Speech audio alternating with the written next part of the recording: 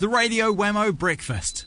Talking politics with Phil Goff. Yeah, let's talk to the leader of the Labour Party. It is Phil Goff this morning. Good morning, Phil. Good morning, Wammo. Good morning. Did you manage last night to catch Make the Politician Work, a TV show on TV1? Yeah, I was watching Shane on it. I thought, slow start. It turned up with a hangover and then went to sleep on the boat. But I think he made up for it. They were pretty happy, I think, with the effort that he put in. Yeah, for those unfamiliar with the show, the basic premise is you take a politician, take them out of the beehive and put them in a job that may relate to their portfolio or shadow portfolio. And Shane Jones was made to go on a fishing boat.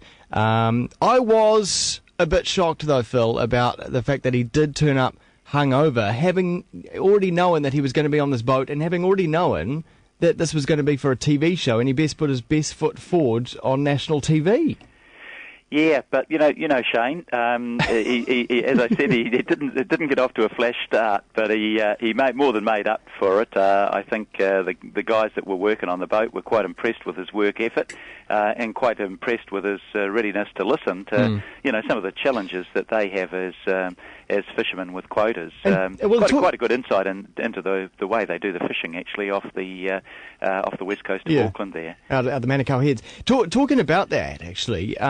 One of the issues brought up was the quota system and how to get new New Zealanders, young New Zealanders, into the fishing industry. Well, I thought it's a no-brainer, right? Don't we just kick out all these foreign vessels that are actually catching our quota and have only New Zealand crews on boats?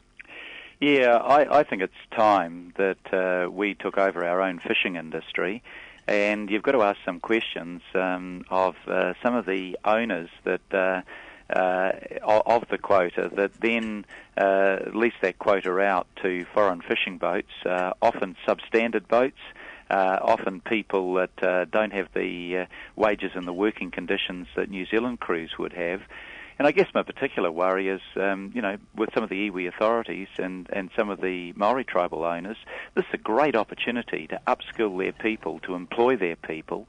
And, I'd want to see things done that would encourage people actually to do their own fishing rather than simply lease off the quota to an overseas country. There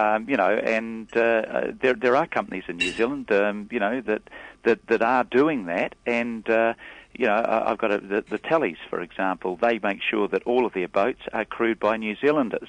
And if some companies can do it and do it economically, then that's what I'd expect of the other companies as well. Do you think, perhaps as a punishment for Shane Jones, you could send him out on a foreign fishing vessel? Because I've heard the conditions on those are not very good. Yeah. Well, you got to say, when you looked at the little boat last night, it wasn't too flash, but they're only out in that because, as you say, it's off the Manukau Heads. They're only out there for a couple of days at a time. But for those foreign fishing boats, people are on those boats for months at a time.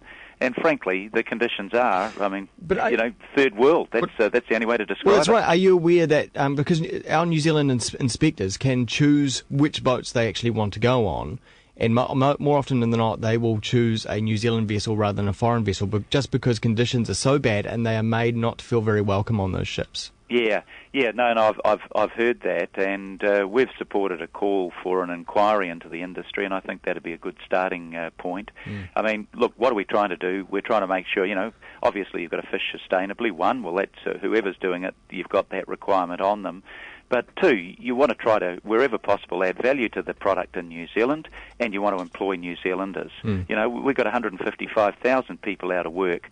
Why wouldn't you take the opportunity to have New Zealanders fishing their own waters, owning their own fish take, instead of subcontracting that out to third world fishing enterprises?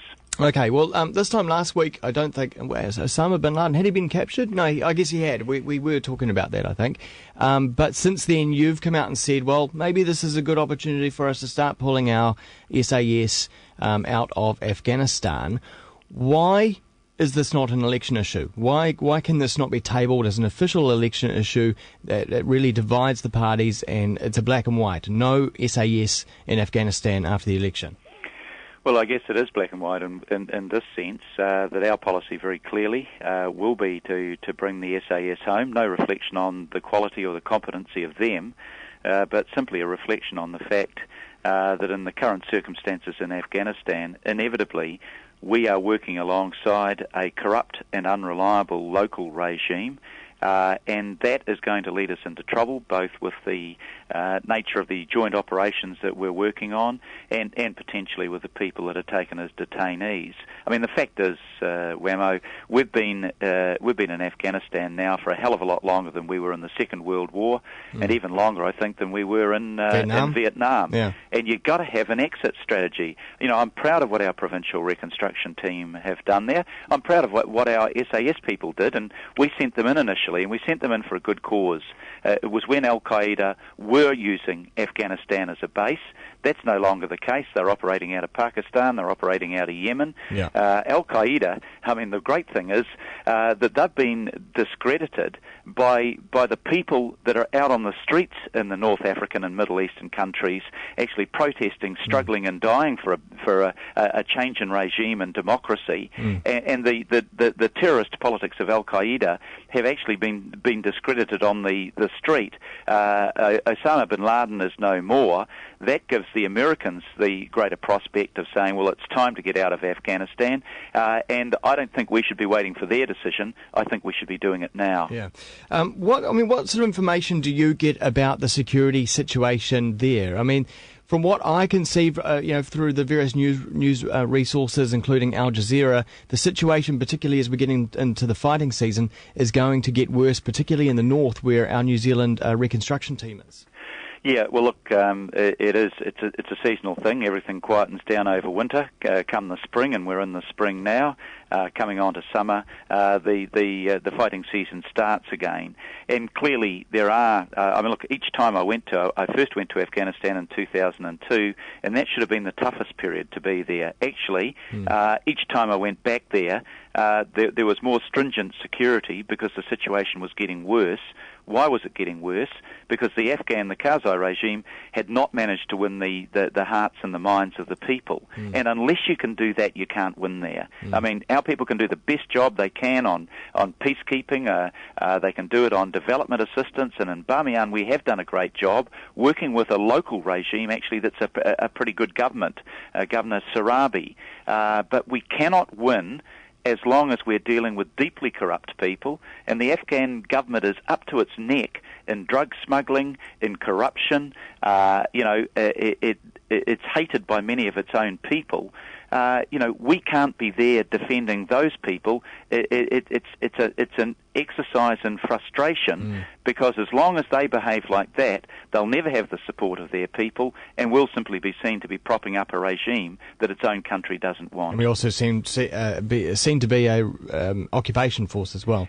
That's certainly the risk, though. I've got to say, in Bamiyan, the Hazara people, there's a very good relationship between our PRT and the local people, and our people work hard to make it so. Phil Goff, Leader of the Labour Party, thanks for your time. Okay, thanks, Wammo. Cheers, mate. See ya. Time now here on Kiwi at 7:50.